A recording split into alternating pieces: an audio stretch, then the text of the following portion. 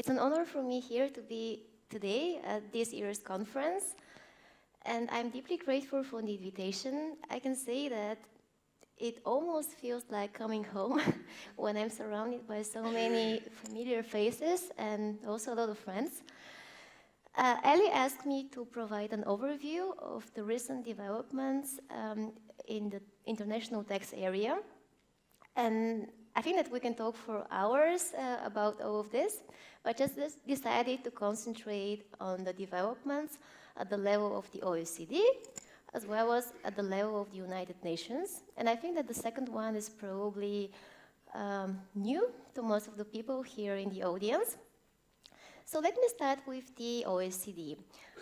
The OECD has done a lot in the last years when it comes to combating tax avoidance and tax evasion. You all know the BEPS project, the base erosion and profit shifting, and the OECD has also done a lot about the Common Reporting Standard, CRS. But I think that the first thing that comes to our mind when we mention the OECD is probably the OECD two P solution. Yes, two P's, and everybody knows a lot about those two P's. The first P, and maybe I'll probably take a seat. It's about the reallocation of taxing rights to market jurisdictions, where they have like a nexus. And it's based on the economic presence of the multinational enterprises. Worldwide, we have around 100 multinational companies who will be in scope of that Pillar 1 and Pillar 2, which is probably familiar also to everybody, aims to establish a global minimum tax rate of 15%.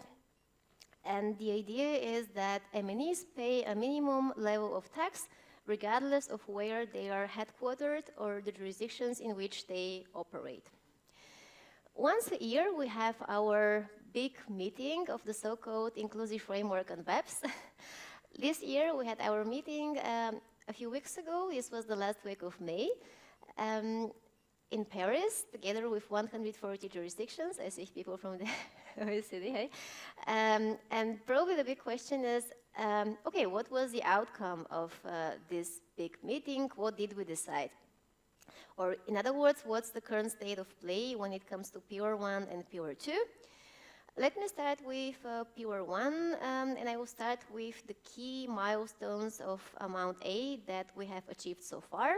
One of the most important milestones was the publication of the Multilateral Convention text for Amount A in October last year. The text at that time reflected the consensus that we had achieved at that time, and as you probably know, there were a few areas where a small number of jurisdictions expressed the different views, and they were indicated in footnotes. And since October, we have been working a lot on the refinement of the MLC. We had many public consultations in different countries. And what we changed is basically connected with the definition of the digital service taxes. There were some modifications for the lower income jurisdictions, and also about the common application election for non-state jurisdictions. Eventually, we were able to develop a bridging proposal that also led to the revised MLC text. And I can say that in our working parties, we adopted the text in May. And after the meeting, after this big meeting in Paris, there was also a co-chair statement outlining the current state of play with the MLC and also the Amount B framework set for adoption by the end of June. Overall, I can say that we are nearing completion of negotiations on this final package for Pillar 1, together with the Amount A and Amount B. And the goal is to reach a final agreement in time to open the MLC for signature by the end of June, with potential signing ceremony hosted by France or Brazil. I've just mentioned Amount B. Maybe a few words about Amount B, because I think that is relevant for most of the people in the audience. Amount B focuses on the simplified and streamlined application of the arm's length principle to in-country baseline marketing and distribution activities, particularly benefiting low-capacity countries. Amount B was first published, or it was already part of our statement in 2021 and then later in 2023. And the report on Amount B was published in February this year. It will be available for low-capacity jurisdictions as an optional framework effective for tax years beginning on or after the 1st of January 2025, coupled with IF political commitment for covered jurisdictions. Adopting jurisdictions will be non-binding on counterparty jurisdictions, except in case of covered jurisdictions.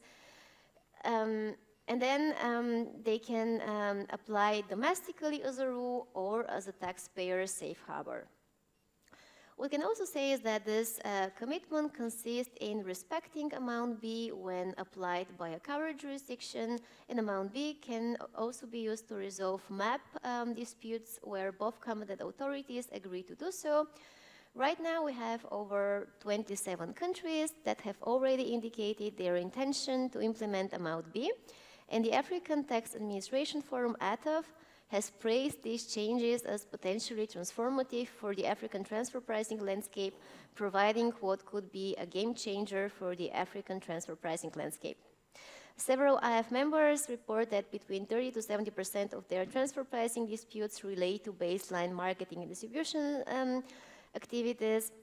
And Amount B is basically designed as a pricing matrix, which takes into account the operating assets, operating expenses, and industry as relevant profit-driving factors. It includes adjustments to address high-low functional intensity, country risk in higher risk markets, and it's also subject to regular updates. So this was Amount A and Amount B, PUR 1. And we have PUR 2, and I think that PUR 2 is keeping busy a lot of people here in the room. What has happened with PUR 2? PUR 2 has seen substantial progress over the last months, with more than 40 jurisdictions enacting or drafting legislation for 2024 and 2025. Germany is among those jurisdictions. You know that in the EU, we have the minimum taxation directive, and therefore all member states have to implement PUR 2, of course with some exceptions for the smaller EU member states that have more time to do this. We still have a lot of work in parties. The work is ongoing. So what we do at the moment is we work on further simplifications and safe harbors, and also on further administrative guidance. Maybe I can also say a few words about the economic impact of PUR 2, as now we have more clarity about it, and there have been some recent studies also by the OECD that give us more clarity about it. So the global amount of M&E profit taxed below 15% is estimated to fall by more than 2/3, and the remaining low tax profit is just because of our substance-based income exclusion. The estimated fall in global shifted profit, it's around 50%, and the increase in corporate income tax revenues will be around or between 155 and 192 billion US dollars per year. 2/3 will be the direct profit shifting, and 1/3 will be the indirect profit shifting. This was all I wanted to say about the OECD. And now I just want to say a few words about a different process, the process at the level of the United Nations. We had our first substantive session of the so-called ad hoc committee from the 26th of April until the 8th of May, and that took place at the United Nations in New York. The ad hoc committee is composed of all UN member states, and it's tasked with drafting the terms of reference from a framework convention on international tax cooperation. The idea is that that ad hoc committee has to present the terms of reference to the UN General Assembly in the second half of the year, in the fall of 2024. The General Assembly is then expected to appoint a follow-up committee to negotiate the framework convention based on those terms of reference. The next and also final session of the ad hoc committee is planned for the 29th of July until the 16th of August 2024. And this ad hoc committee has a bureau that includes 20 members representing the 5 UN regional groups. Germany is represented in the bureau for the Western European and other group. In that group, we also have Spain, Italy, and Norway. And then following the first session, the UK and the US are also in the same group. And following the first session, the 20-member bureau of the committee has been working to prepare the zero draft terms of reference. Last Friday, the UN Secretariat circulated also the zero draft of the terms of reference. I have to say that there is a small footnote there, so you can probably see that this doesn't represent the view of all of the members. And now member states and other stakeholders have the opportunity to comment on this draft by the 21st of June, which will be important also for the second session. From our perspective, for Germany, it's very important that the terms of reference include clear general aims and concrete decision-making rules. From our perspective, consensus-based decision-making is also crucial, especially for the further text negotiations. And also for us, it's important that there are no inconsistencies with established global standards. If we have early protocols, we also believe that they should carefully address measures to prevent tax evasion, and they could also support low-capacity countries in transitioning to new standards. Yes, you see a lot of developments, and I think that we can talk for hours about all of this.